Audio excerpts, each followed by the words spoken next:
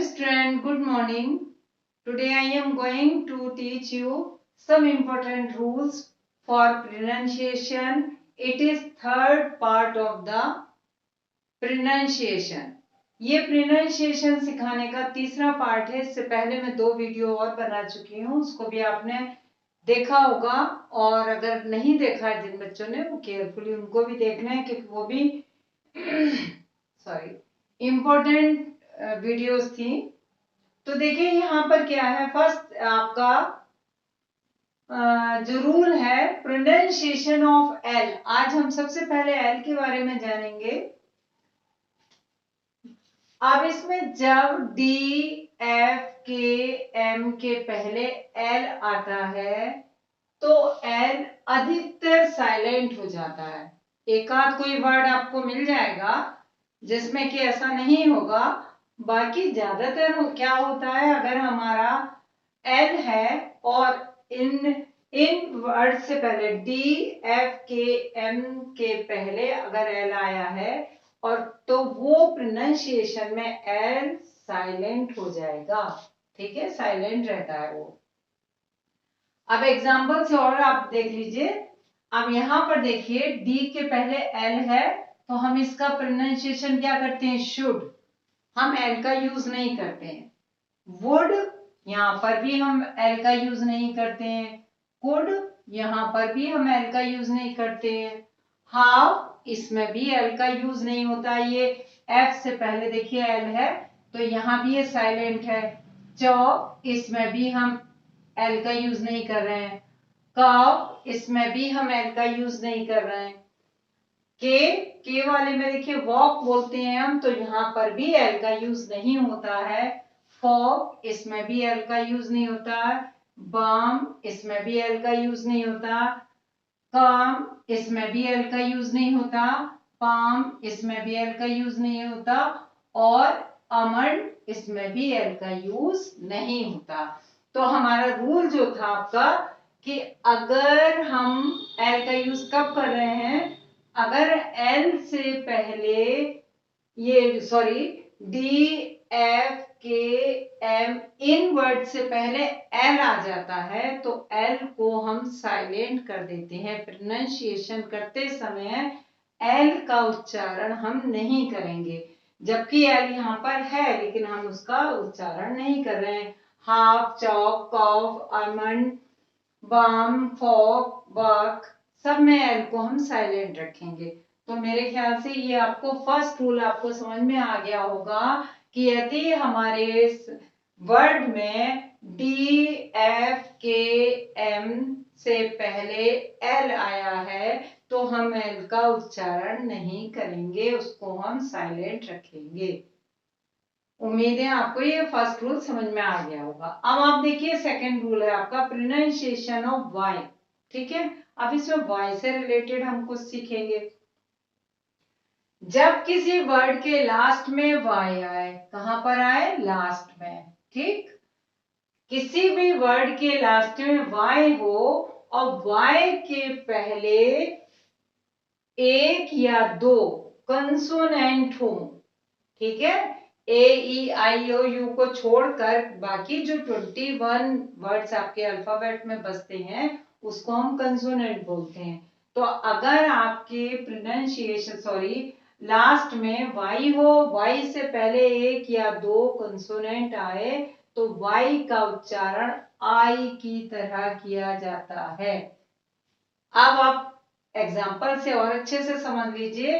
देखिए वाई से पहले एम है, ये कंसोनेंट है तो यहाँ माई हो गया, माई, एम फॉर माँ. और यहाँ पर आई, ड्राई, फ्राई, क्राई, शाई, ट्राई. क्लियर. एक या दो, जैसे यहाँ पर एक कंसोनेंट है और यहाँ पे दो हैं, यहाँ सब जगह दो दो हैं. तीन भी हो सकते हैं, थ्री होगा, बहुत सारे वर्ड होंगे जिसमें कि तीन भी हो सकते हैं.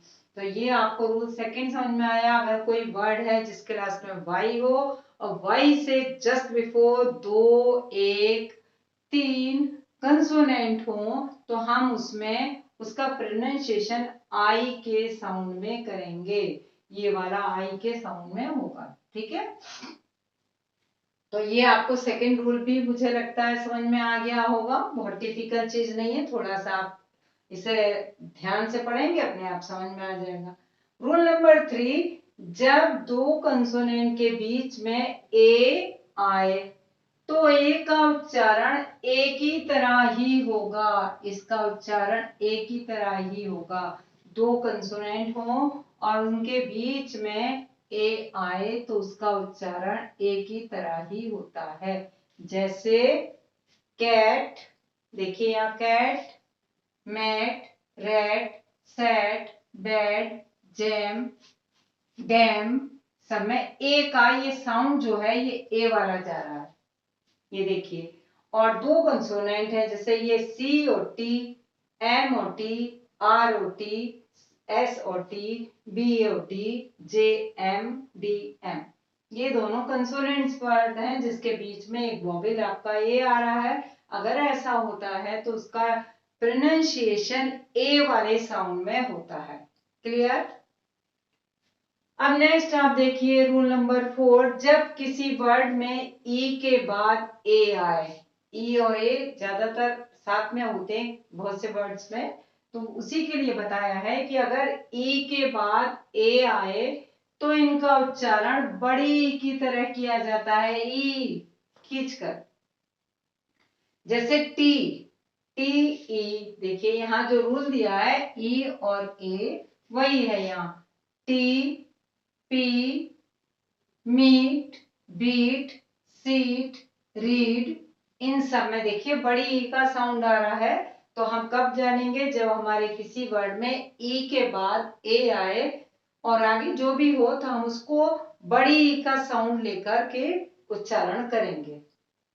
क्लियर? नेक्स्ट आपका जो रूल आता है वो है जब किसी वर्ड में ए के बाद वाई आए तो वाई का उच्चारण ए की तरह किया जाता है। किसके बाद? ए के बाद में वाई आए तो। कोई वर्ड ऐसा है जहां ए आया हो उसके बाद में वाई आया हो तो हम उसका उच्चारण वाई की ए की तरह करेंगे, उस वाई का उच्चारण ए की तरह होगा। ठीक है? आप देखिए वे, ए के बाद वाई है, ए के बाद वाई, ए के बाद वाई, ये सारे वर्ड्स मैंने वो लिए हैं जिसमें ए के बाद वाई है।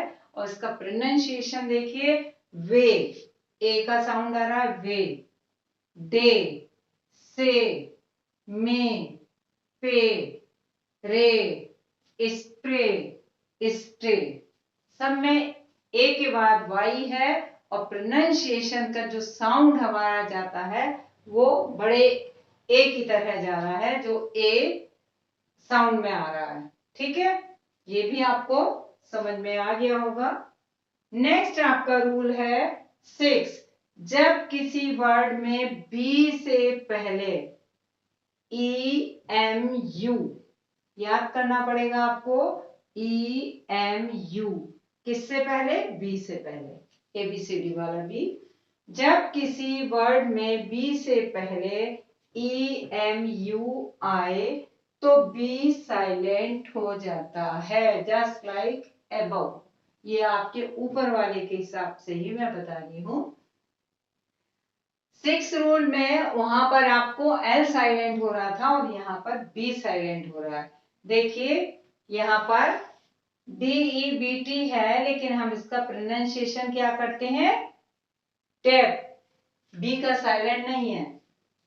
COMB है लेकिन हम इसका साइलेंट क्या करें? देखिए एम से पहले यहाँ जो मैंने बताया है ये ई से पहले बी आ गया, यहाँ एम से पहले बी आ गया, इसको हम बोलेंगे कॉम, नॉट बी। इसका बी का उच्चारण नहीं होता है, साइलेंट होता है ये। तो कॉम, बॉम, यहाँ लैम, इसमें भी बी नहीं आएगा, डाउट, इसमें भी टी नहीं आएगा। ठीक है? तो ऐसे वर्ड में आपको ये जो वर्ड्स हैं इसमें सब में आप देखिए आपको साइलेंट रखना पड़ेगा।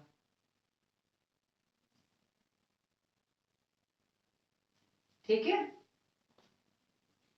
ऐसे वर्ड में जिसमें कि बी से पहले ई एम यू आता है तो हम बी का उच्चारण नहीं करते हैं, उसको हम साइलेंट मानते हैं। साइलेंट ही रखेंगे। जैसे यहाँ हो गया डेप, कॉम, बॉम, लेम, डाउ। ठीक है, तो ये 1 to 6 रूल है, बहुत इंपॉर्टेंट रूल है। इससे पहले भी मैं 2 वीडियो आपको प्रोनाउंसिएशन के रूल के बारे में दे चुकी हूँ, पार्ट 1 और पार्ट 2। जिन बच्चों ने नहीं देखा है वो बच्चे पार्ट 1 और पार्ट 2 को भी देख लेंगे और इनको भी देख लेंगे। बहुत छोटी छोटी चीजें हैं लेकिन बहुत यूजफुल हैं और बहुत ही वैल्यूएबल है, जो कि आपको आनी ही चाहिए इंग्लिश बोलने के लिए, इंग्लिश समझने के लिए, प्रोनाउंसिएशन के लिए, रीडिंग के लिए और राइटिंग के लिए। सब कामों के लिए आपको ये रूल्स जरूर ही आने चाहिए। तो जिन बच्चों ने वो वीडियो नहीं देखी है वो वीडियो भी देख लीजिएगा और इनको भी देख लीजिए। अगर आप चाहें तो इन्हें राइट कर लीजिए अपनी नोटबुक में और इनको अच्छे से याद भी कर लीजिएगा। Thank you.